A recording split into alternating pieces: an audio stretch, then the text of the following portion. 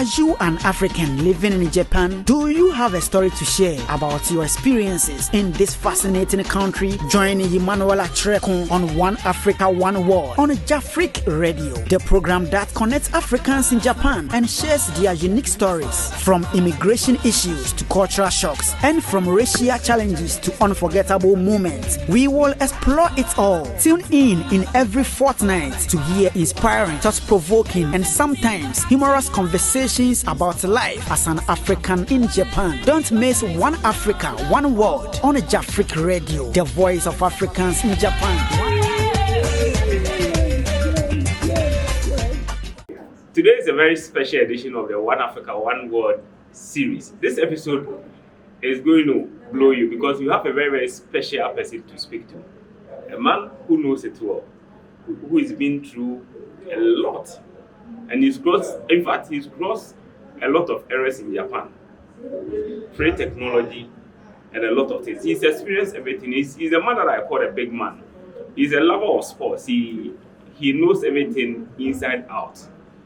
In the previous episode, we went to Kenya and we've been to Lagos. Today, we are going home. So you should be excited. When I talk about home, you should know what I'm talking about. We are going to Ghana. And we are going to speak to a big man. He's one of the pioneers in Japan. Those who came here before Japan became Japan. And he's been through the many phases of things that has happened in Japan. Today, my special guest on the One Africa, One World series is Mr. Benjamin Atiobi. In fact, I call him Atiobin. In fact, I call him Chairman because he is a founder and the chairman of the Ghanaian Residents Association of Japan in Osaka. He's the chairman, a founding member of the association. Mr. Benjamin Atiobin is my special guest on the One Africa, One World episode. Don't forget, today we are not doing virtual, we are doing live, or we have gone outdoor to speak to this special guest, Mr. Benjamin Atiobin. Welcome to the very refined, innovative One Africa, One World series. We are happy to have you. Thank you. In fact, you are the first Ghanaian to speak on this episode. So we are very, very excited to have you on the show. Thank you, and I'm excited to be on the show as well. Thank you very much for honoring our invitation. We know that you are a man who cuts across a lot of things. A man who is delved into a lot of things in terms of knowledge, in terms of everything Japan, right? You know Japan inside out. And can you please share with us how or when your journey in Japan began? Thank you once again, and that is way back. That is really way back. Actually, it was my uncle, Johnny, who was here. He's now in the States, and he came to visit us in UK. Actually, I was in UK, and then London, and then he invited me to come over on a holiday. Okay. So that was way back 1998. 1998. Wow. 1998. I was in junior high school back then, and now I have gray hair. Okay. So August, May, June, somewhere around that. So when I came, I was marveled. I was impressed. About everything, basically. The people, the technology, the culture, everything. Actually, it was interesting. It was interesting. So instead of staying 3 months, I went to the States. I went to America and came back again, and then extended my actually it was a tourist visa then. So I extended my tourist visa. That is all how I came back. Way back in 1988. Okay. Wow. So 1998 till now is close to, we are just 3 years away to hit 3 decades. Exactly. 3 You're decades. right. So that's quite impressive. Which means that you came here either just before or just after the economic boom had started in Japan. So Actually, when I came here, the people I came to meet, like my uncle and some of the elders, Steve and when I say Steve, I'm talking about Mensvik. Mensvik Hotel in Mensvik Ghana. Hotel Okay. in Ghana, yeah, and many others, they were here prior to me coming. Actually, told me that it's dying out, Oh. But I was seeing that it was really booming. It was booming, but they said it was dying They said it was even actually before was better than the time I came. Oh. But when I came, it was booming. It was booming. So where in Ghana do you really come from? When someone is watching you in Ghana, in Accra or in Kumasi or somewhere in the eastern region, and who is wondering, where is this knowledgeable man? Where does he come from? Actually, I come from Achimtechiman, the eastern region. The eastern region. Both parents are from the same village, Okay. and then my father was actually the chief accountant based in Tema, chief accountant of Tema Textiles Limited, Oh, okay. TTO. Oh. Yeah. Yeah. So we were based in Tema, and then due to his job, he had to travel to UK to further his education as well as his job. That is how come we moved to the UK, to London, and then that is how come. Apart from the United States, apart from the UK and Japan, which other countries have you experienced? Let me use that. Well, my traveling experience has been vast. Dubai, most of them has been touring the places about, But as to live or really experience the country, then you talk about America, New York, and then and Japan. Okay. And then obviously where I was based in London. In London. Well, I mostly ask this question. Before you came to Japan, you had an impression of Japan, how you perceive Japan, right?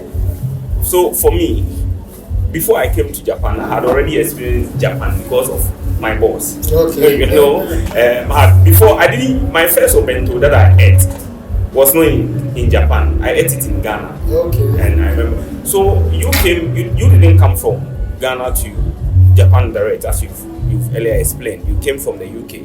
So how did you perceive Japan? Did you have a preconceived mindset? Did you have any knowledge of Japan? Have you experienced Japanese before in the UK or wherever you've traveled to? Or was it things that your brother told you about Japan that piqued your interest to travel to Japan? What was your impression about Japan before you traveled there? That's a pretty good question. I actually was young and then naive-minded person then, I guess. Okay. Because I didn't have any sort of preconceived mind about Japanese or Japan as a whole country, All I mean that is where the technology comes from, If you want anything high-tech, it's coming from Japan. That is all I really know. So I was very much, what do you say? Just to come and see how Japan it is, So you wanted to experience. Yeah, I wanted to experience it firsthand, So when I had the invitation from my uncle, I wasted no time to honor it. I just got on the plane and then I honored it and I came here. Okay, so we are talking about 1998. Now, when you speak to any African who is in Japan, they are either talking about entering through Hanada, Narita, or Kansai in Osaka. So where did you land? I came. My port of entry was Narita, Tokyo. Yeah? So my uncle picked me up with his then friend, and And not forgotten to highlight the fact that my senior brother, was already here, who also, may his soul rest in peace, has passed away. But it was a good thing to have your uncle and your senior brother. So it was not like that hassle that people had to go through without knowing anybody. I came in, I was happily resting in a beautiful home already. So unlike some of us, or like someone in Africa, who perhaps traveled to Japan. Japan was his first country that he traveled outside of Africa, or maybe even out of his country in Africa. So they come to, whether in Japan or anywhere in the world, and then they are shocked. Wow, what was your immediate cultural shock? Yes, we know that you're already in the advanced world in the UK, in the US, but Japan has always been a different culture altogether compared to what you find in the West. So what was your immediate cultural shock? The moment you entered Narita in Tokyo and you said, no, this is different from what I used to see in the UK or in the USA.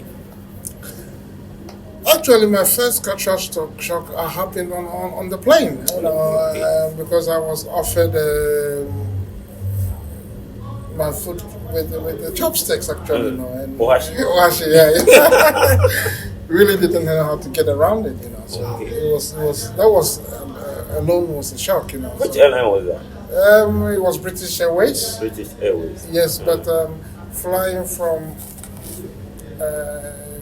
UK to Japan, they would serve you this Japanese food. Yeah, obento. Well, would you call it obento? But the flight that was not actually obento, but the flight, the food that is served in the flight, And then the side, instead of fork or a spoon or whatever it was. They give you the waribashi and you didn't know how to get around it. Yeah. Oh, so that was. You didn't even get down before you were on the flight. Yeah. Okay. So, but when I got here, everything was uniform. Everybody was in the queue. The place was so neat and marvelous. So it was surprising. And then getting home, and then after a few days, you would see that the people are really respectfully caring about the surroundings, and then obeying the rules and regulations of the society, of the government, the rules of the society. Yeah, and it was impressive, actually. It was something that I admired, compared to UK or even way back home in Ghana. And then also, before I came here, I was driving back home in UK, and then it was not really safe to keep certain things in your car, like your jacket or then especially in Ghana, the face off of your sound system. If you leave stuff like that in your car, you'll come back. Not only would you find out the car has been broken, the jacket would not be there. Maybe the jacket is just about 50 pounds, 100 pounds, or 150 pounds, but the windscreen or the glass of your car would be costing you somewhere about 400 pounds. Yeah. They don't care to break the glass and then take the jacket out of it. So when I go here, you leave your cars unlocked, and it is still safe. Everything is intact. You can just... Back in the 90s? Yes. So, let me digress a little. So, the concept of Japan being safe because of advanced technology, because people say that there are cameras everywhere on the street. So, if you pick something that doesn't belong to you, you are eventually going to get caught. When I came here, trust me, it was not the technology or the cameras that you're talking about were not active then. not as you can see now, They were there, but there were not as many as you see now on the streets wherever. But the people were just not. It was just safe, They wouldn't do any harm to anybody walking in the streets, even at night. You can drop your wallet for some reason, or you leave your wallet on the train, and then you go to the police station, and they will be there with all your money inside. Okay, so there's one thing that everybody that I interview on this show, right? The person tries to find a way to either dodge or solve the question in one way or the other, but I always bring them back. It's about language. So, yes, you met your brothers came to meet you on arrival. Your brother and your uncle came to meet you on arrival. So maybe they help you in the process. It was just my uncle that pick you up. But when you got down from the plane, going through the immigration process, right? Definitely, I know now you are one of the most fluent Ghanaians fluent speaking Japanese. Okay. Right, Ghanaians among all the Ghanaian community, because whenever I hear you speak Japanese, I don't hear ano. There are some they are struggling, but you flow, you rattle the Japanese. But before that, on your first day on the flight, you got down. You didn't know a single Japanese, unless maybe probably heard your brothers say on the telephone. You didn't. How did you manage then the whole language conversation? Like before your your uncle finally saw you and said, "Oh, Benjamin, this is you. Come, let's go." Somebody within the immigration staff spoke Japanese to you and you were confused. Actually, I didn't speak any language, Japanese language, like you said, but I didn't really have any problem with the immigration, because, they just saw my papers and let me in. So no ohayou gozaimasu, no genki desu ka? Nothing, they just stamped it and then they said, okay, move on. And then I came in, but I really couldn't get around it, Obviously, it's normal. You couldn't speak a word, and you have nothing to learn initial stages. And then there were no phones that you could use to translate and stuff like that, as the technology is helping us now these days. So what you would do is, you would get the pocket dictionary, and then you'll be referring and then trying to say some of the things. So you meet a lady on the street. You want to talk to the lady. Yeah. The lady says something you don't understand. You don't have to go and refer to your pocket dictionary and then trying to read the Romaji. Yeah. What it actually means, and then you communicate. And then you doing the sign language. Oh, that was difficult. That was quite difficult. So the language bit is there. But what was your first, apart from your experience with the waribashi on the flight, your first Japanese food, and how did the taste go? But I know a Ghanaian from the eastern region, from Achim Techima, you want your food spicy, who has been eating fufu and pembre and nobru and all that, and suddenly I know that yes, you have the Western taste. But you come to Japan and they give you some sushi or some food. Yeah. There might some food that you are not really used to. So how did you cook with the food in Japanese food? Don't say, oh, because my uncle and my brother, they were preparing Ghanaian food for me. The Japanese food. How did you cook with that? It was difficult. Actually, initially, I didn't like the food. I didn't like even the bento or the onigiri or whatever, because there was no that taste that I was used to. And there is nothing like that. So the Japanese food was really not something that I had easy with. But with time, I get to like them because that is all that you can eat. You have to survive. What's your worst experience with the Japanese food? The sushi. What happened?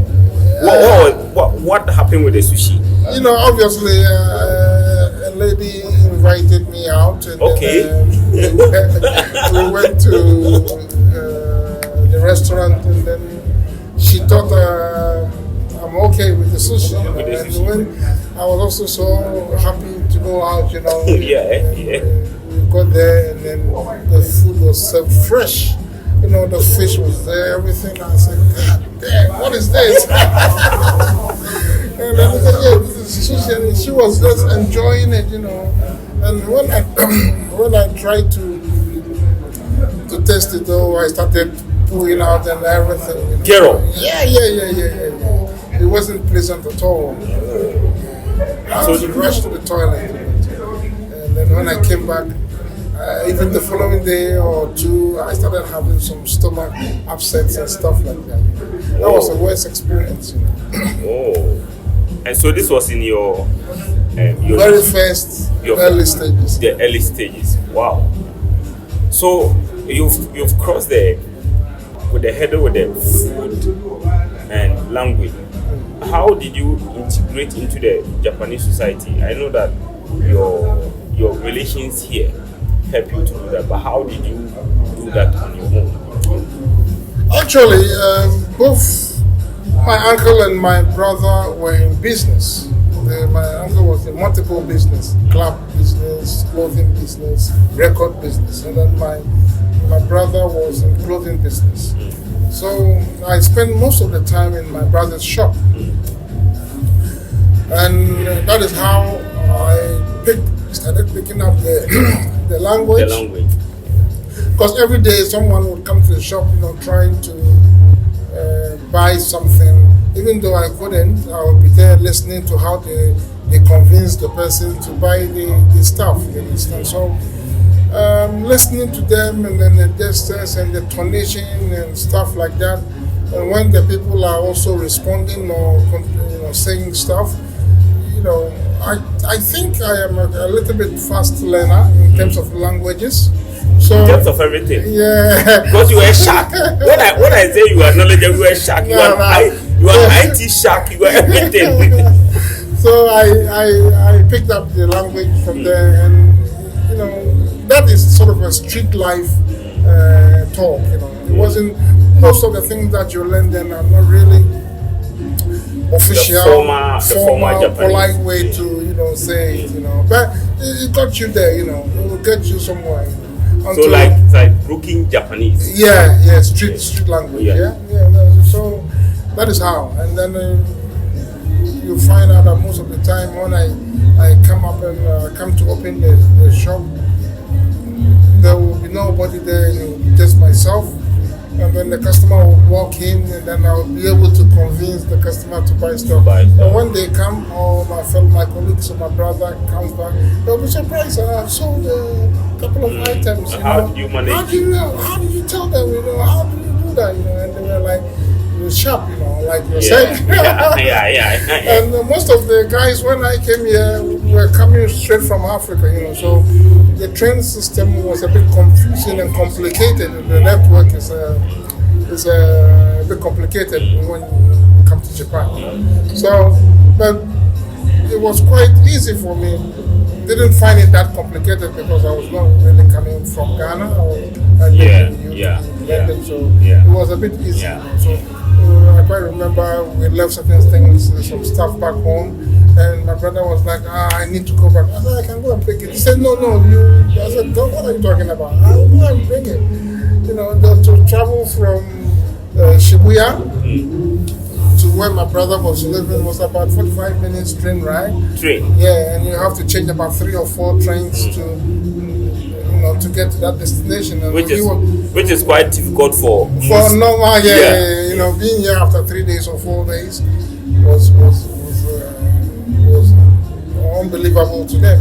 But I went there and I came back with the items, and they were really surprised. I said, yeah, it's normal.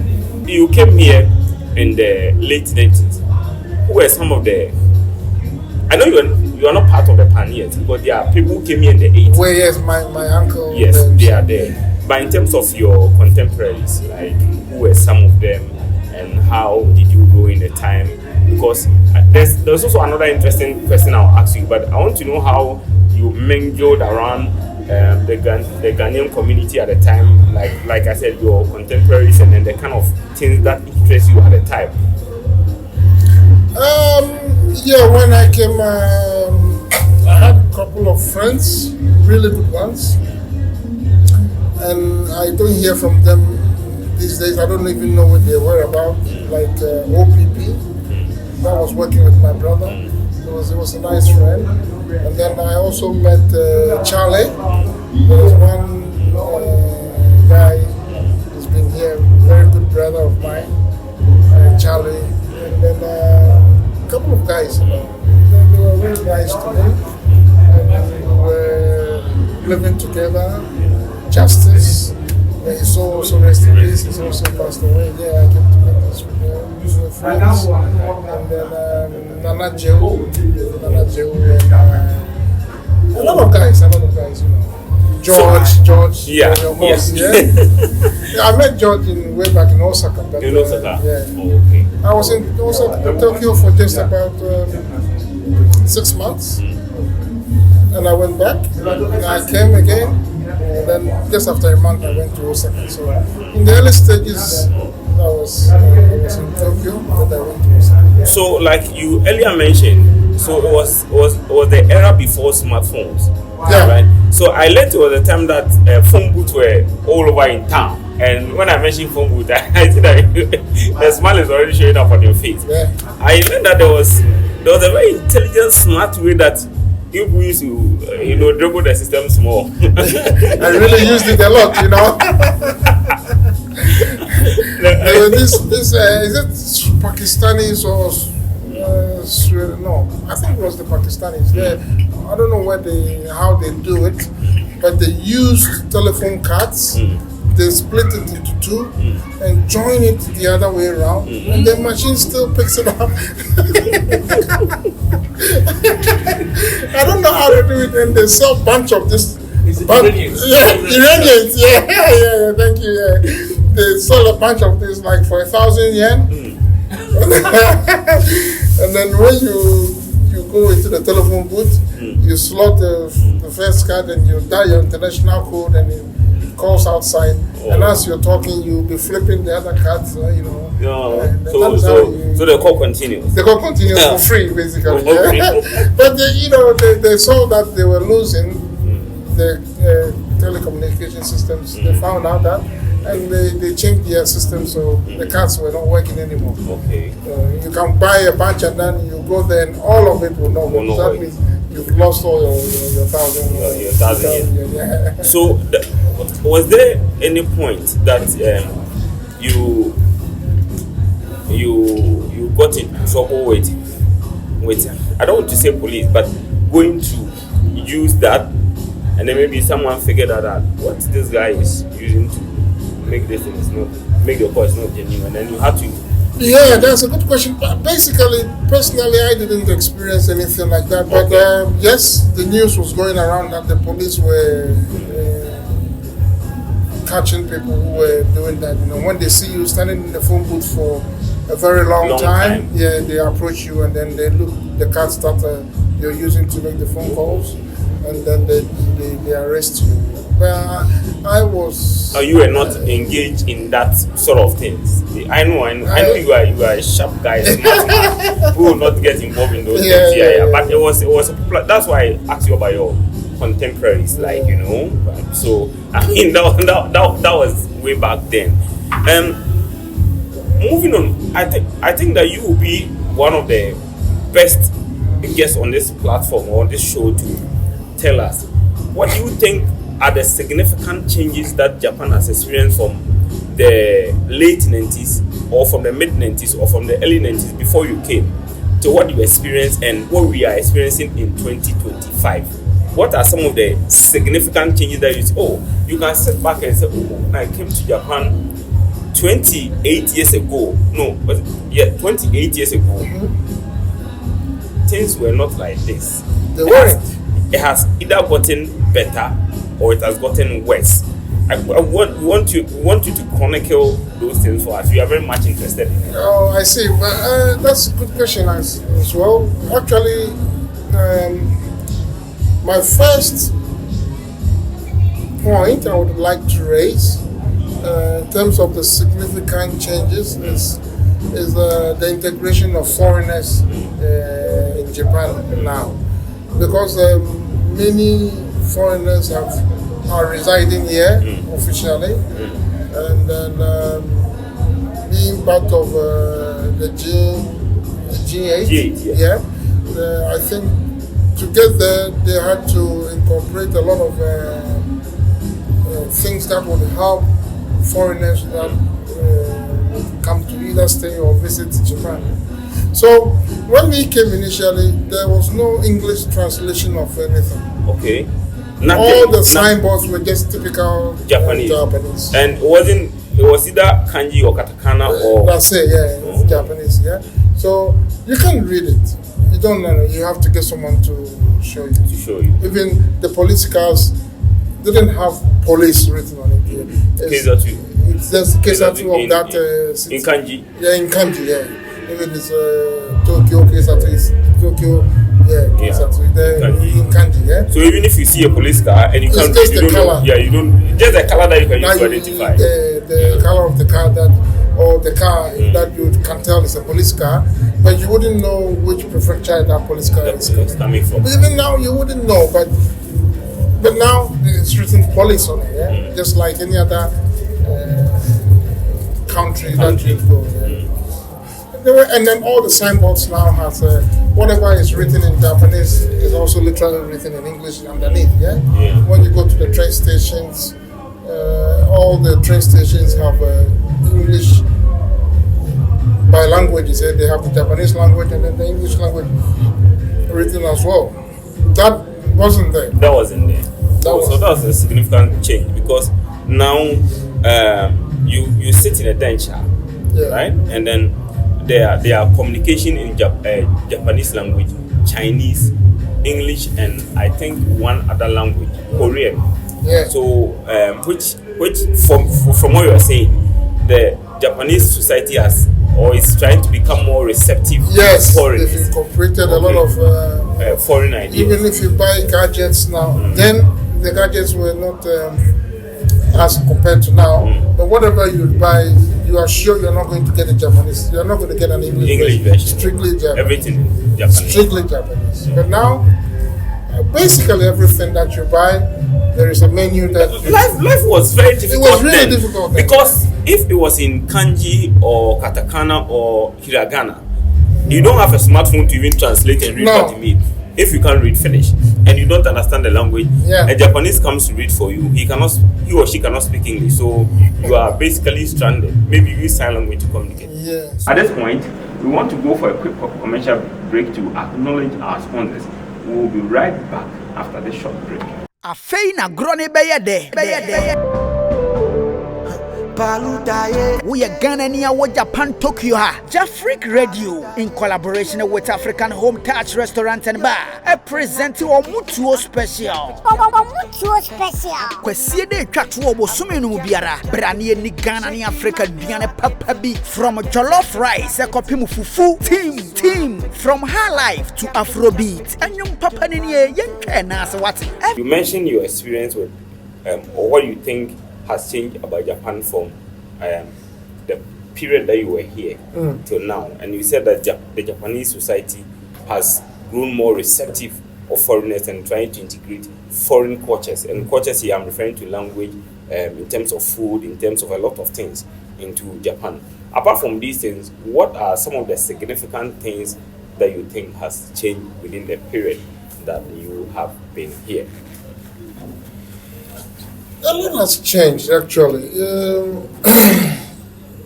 When I first, initially, or when I first came around, you wouldn't be able to just go into places, they would say, Gajin Dame, you cannot rent an apartment easily like that.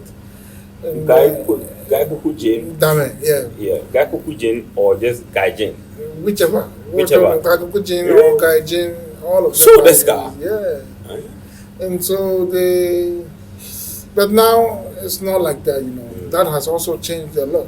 So you couldn't rent. Yes, you find it difficult. Yeah, renting, most of the over 90% of the apartments that are being rented or the agencies that can get you would say to you that you are a foreigner and you cannot rent the apartment. Wow. So what we did then was we normally get the Japanese or our girlfriends to rent in their name, and before they realize it's a foreigner living in the apartment. That has also has changed, and then that has a lot actually has changed. But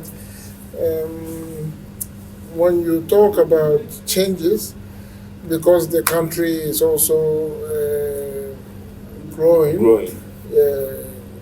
Wherever you go, you'd have people welcoming you as a foreigner, compared to before that. When they see you, they run away and they sort of be Krishta. When you get in an elevator, nobody wants to join you in the elevator. When you sit in the train, nobody will sit beside you, because you are foreign. Well, to add to that, recently there was a publication on mainichi.com. It's one of the Japanese portals, and they were writing an article about the Japanese immigration in Saitama going to basic schools where Japanese children are, to teach them on how to live or integrate with foreigners. So it shows that Japan has gone a very long way in that regard in terms of how they're becoming receptive to foreigners. But I learned that there was a period, within that period, that you see the normal security people, some of them standing in front of the bank, some of them wearing either brown apparel or something. The moment a Ghanaian, you didn't have that problem because you came in legitimately. But there were those who overstayed. And when immediately they see those, they think they are police. They are coming to speed. I heard there was also a period like that. You didn't experience that, but at least I know you saw many. Your friends told you many of such stories. Don't mention names. Yeah. Yes, because the security uniforms, they look like official police uniforms. They have these caps that they use, and they have these shiny badges of crowns on their shoulders and stuff.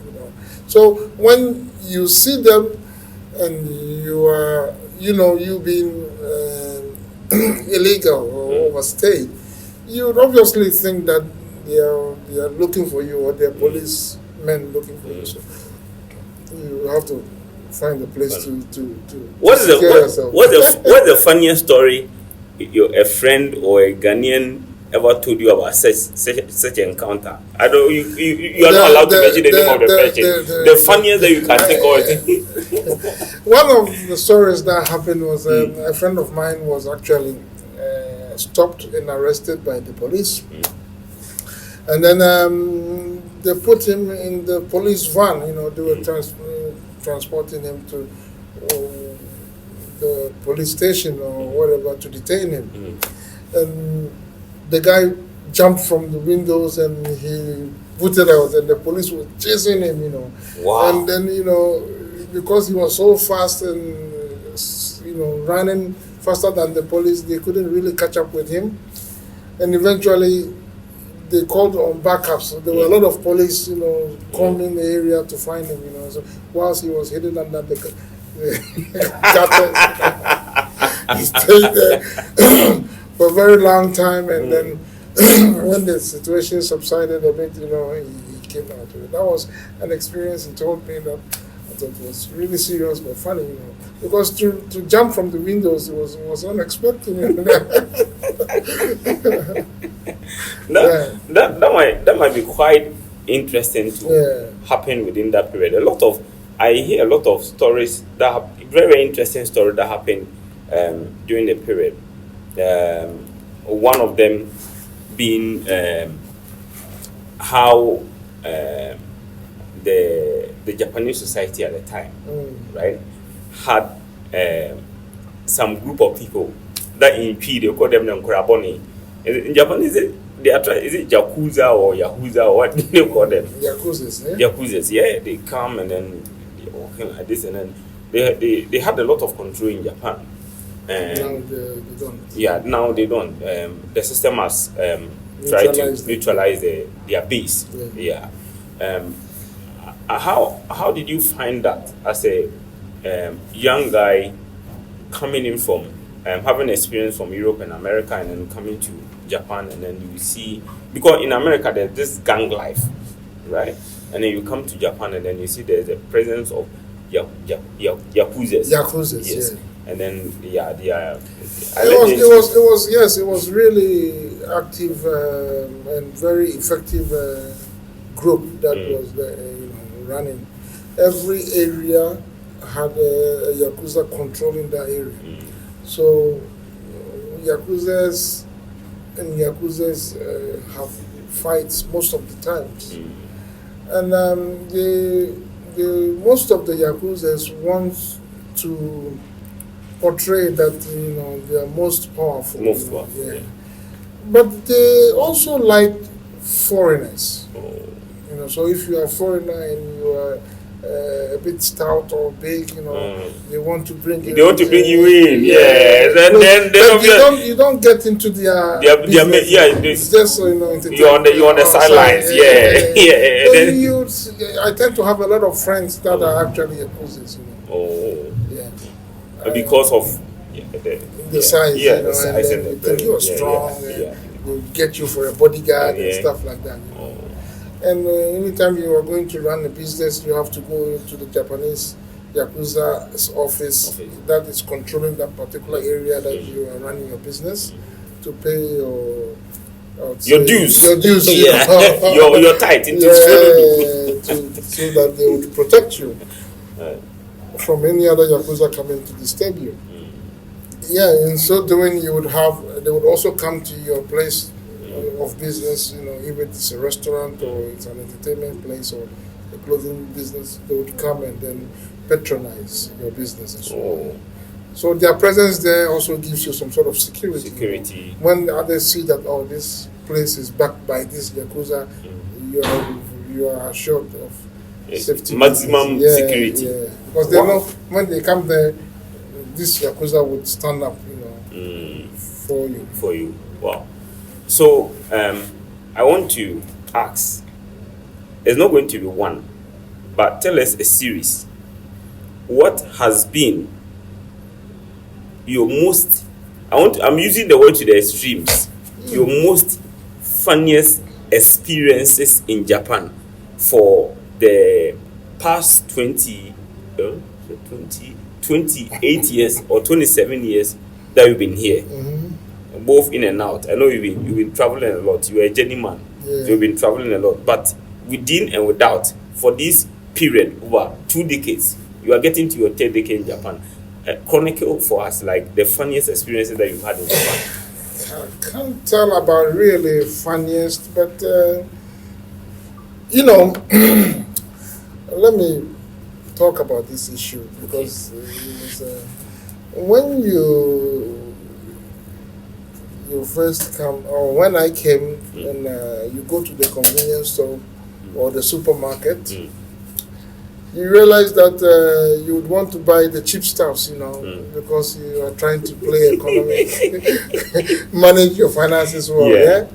So when you go shopping, you'll be looking at the prices, and because you cannot read what is written there, it's only the drawings, yeah?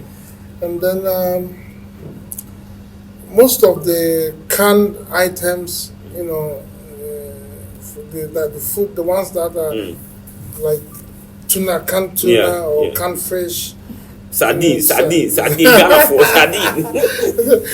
They present those for the cats and dogs, for the pets, in the same sort of, so a couple of times, not knowing, I was buying the pet food, but the taste was really not good. So until I had a partner or a girlfriend, that we went shopping, and then I said, every time I want to buy tuna, but I don't see it and I buy this one. It wasn't good at all.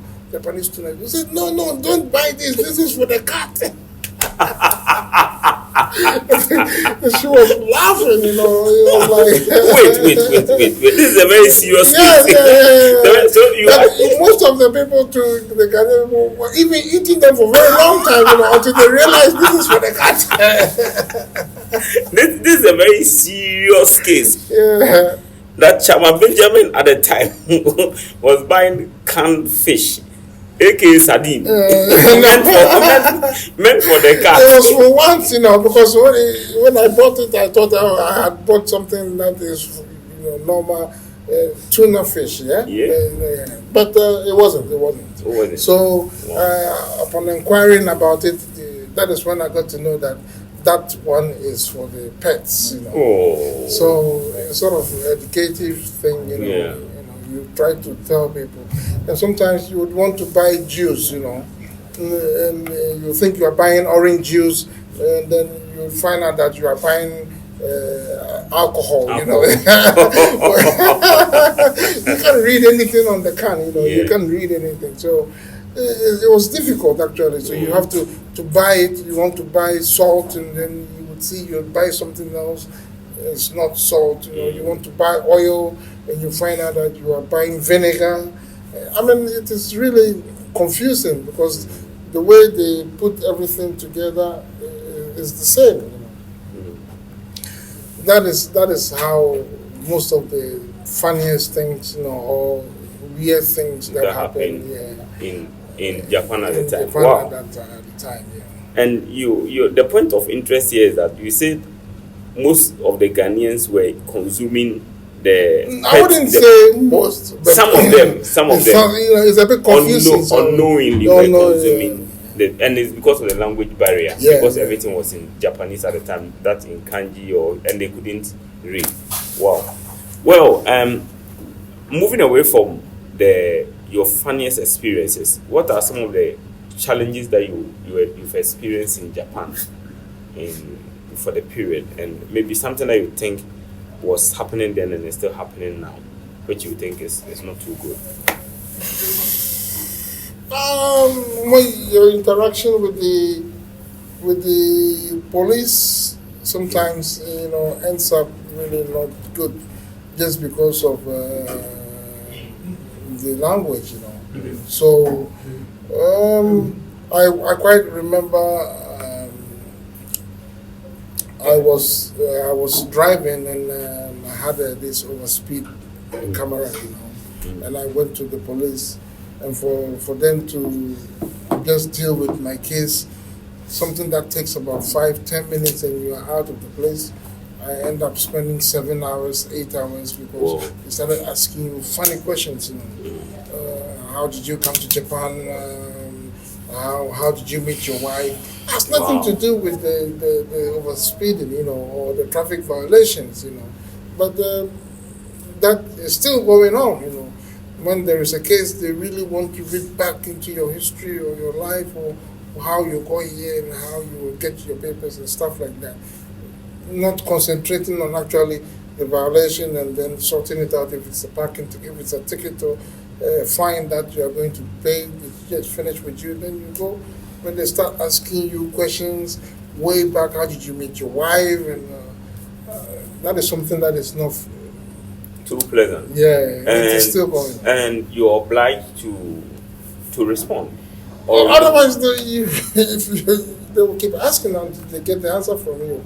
And I don't know what they're going to use that to whatever investigation they're going to use. Because it has nothing to do with maybe the speeding ticket that they are supposed to give you. Exactly. Yeah, so those questions are irrelevant to that. Yeah, irrelevant. Yeah.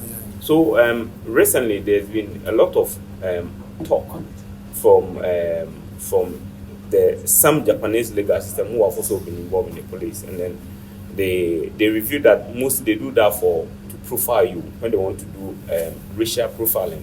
That's when they pick some foreigners and then do that to them. Yeah, but that's one side of the conversation. We also know that Chairman Benjamin has a son. Two sons. Yeah, 2 sons. but there's one particular half Japanese, half Ghanaian, half American son who is a sporting personality who is competing for Japan. Both of them actually. Both of them are sporting athletes. Please tell us. We don't really know much about it. So tell us what they are doing. I'm blessed with 2 kids in Japan. That they, we had them in the States. They were born in America, so they're Americans, and they are, because of their mother, they are also Japanese. And they are Ghanaians, so Ghanaian, Japanese, American, yeah. But they've grown up. The eldest, Jason, is now 23 years, and he's active shot putter, athlete. Yeah, shot put. Yeah, and then Andrew is now in the university, first year, and he's the current high school record holder for hammer throw. Yeah. Jason is also the record holder at the high school. For Japan? For Japan, yeah. Wow. So, you know that at the beginning of the interview, during the intro, when I said that we are going to speak to a man who is fully packed, he has 2 sons.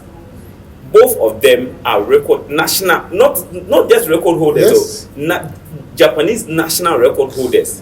That's quite impressive. Yeah. And we learned that very soon, one of them is going to compete in an event in the United States. Next year, Oregon, yeah? Oregon. The Junior Olympics. Junior Olympics, yeah? World title program, yeah. Wow. That's quite promising. That is quite promising. He's qualified to represent Japan in that competition. Are you going to be there? I'll be there. I'll be in the States. Wow. To cheer him up. So how do you feel? Because I watched Zion Suzuki keep the post for the Japan national team, the Blue Samurai.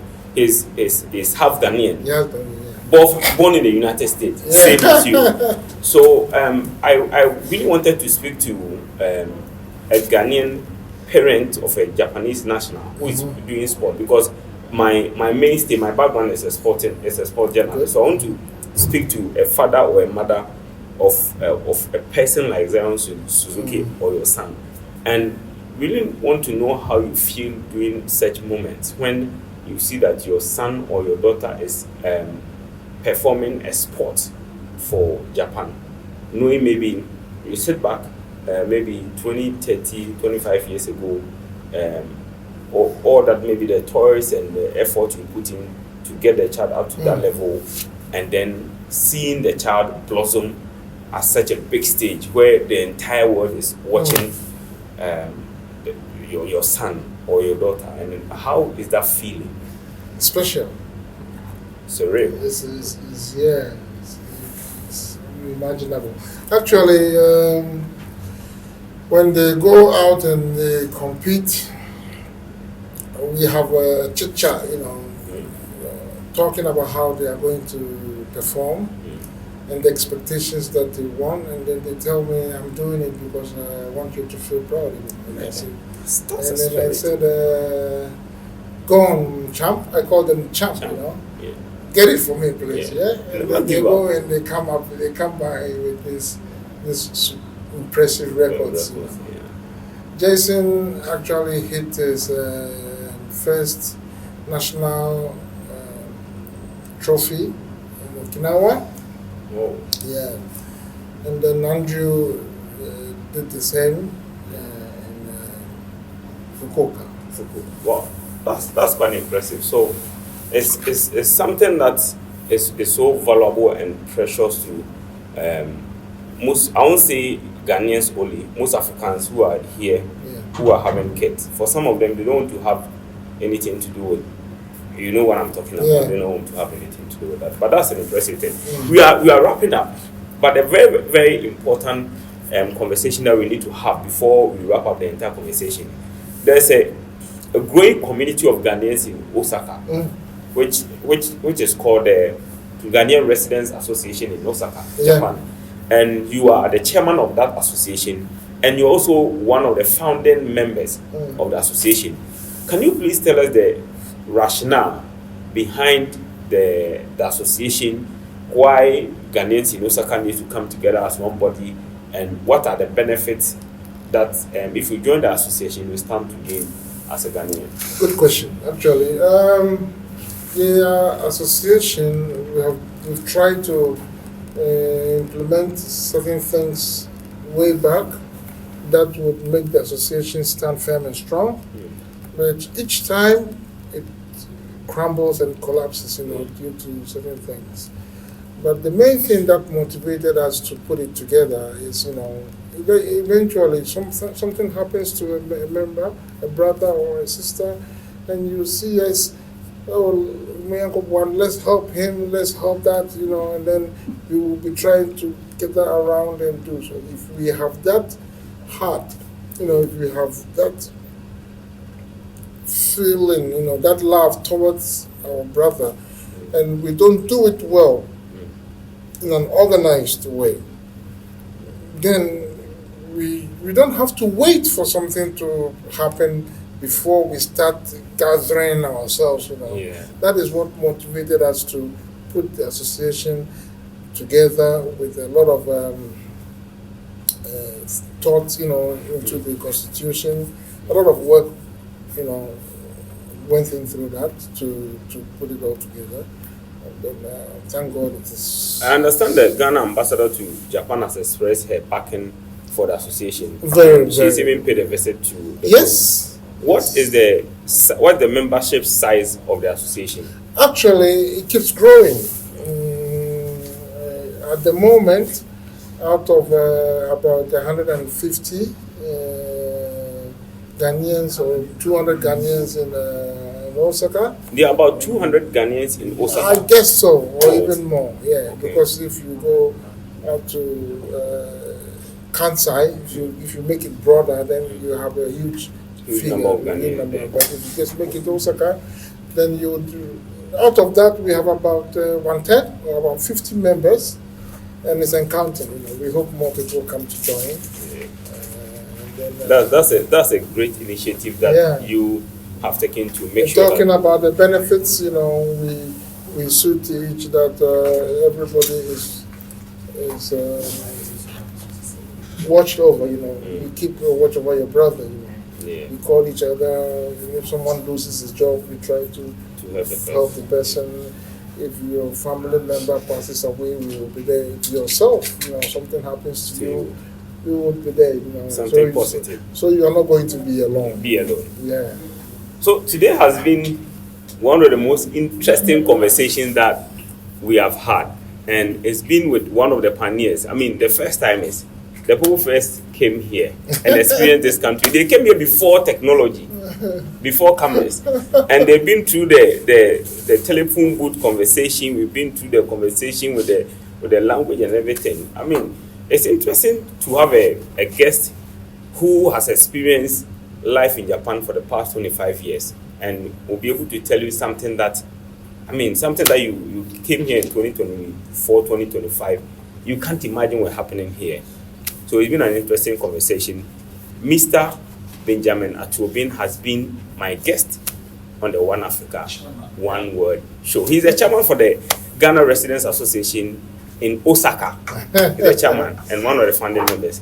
Until we come away once again, this has been Jafric Radio's innovative One Africa, One World show. Don't forget to hit the like button on Facebook, on Instagram, and subscribe to our channel on YouTube for more exclusive content on Jafric Radio.